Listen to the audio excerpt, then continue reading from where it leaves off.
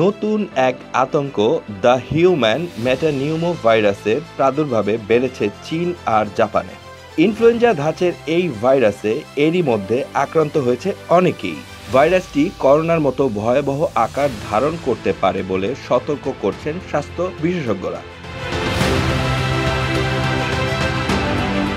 বিশেষজ্ঞদের অনেকের সংখ্যা 2025 সালে আবারও করোনার মতো নতুন কোনো মহামারীর উদ্ভব হতে পারে।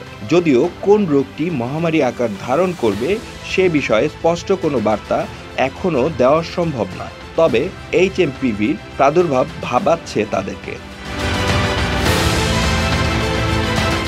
হাম, কলেরা, বার্ড ফ্লুর মতো প্রায় 11টি রোগকে সম্ভাব্য মহামারীর তালিকায় রাখা হয়েছে।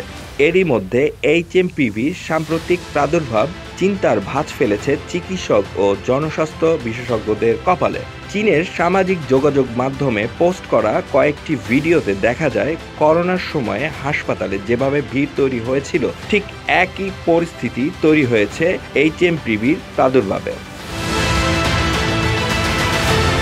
একই অবস্থা দেখা যাচ্ছে জাপানেও। দেশটির সংবাদ মাধ্যম বলছে চলতি মৌসুমে দেশটিতে ঠান্ডাজনিত সংক্রমণ ছড়িয়েছে 7 লাখেরও বেশি মানুষের মধ্যে।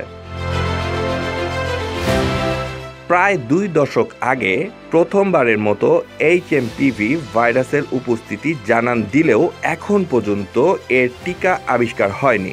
চিকিৎসকেরা বলেন করোনা মোকাবেলায় যেসব সতর্কতা নেওয়া হয়েছিল ঠিক একই পদক্ষেপ এই ভাইরাসের প্রতিরোধ করা সম্ভব। টানা 20 সেকেন্ড ধরে সাবান ও পানি দিয়ে হাত ধোয়া, অপরিষ্কার হাতে নাক মুখ স্পর্শ না করা এবং আক্রান্ত ব্যক্তিদের থেকে নিরাপদ দূরত্ব বজায় রাখার মধ্য দিয়ে HMPV থেকে নিরাপদ থাকার পরামর্শ দিচ্ছেন চিকিৎসকেরা। ফাহাদ চৌধুরী, শতাব্দী টেলিভিশন।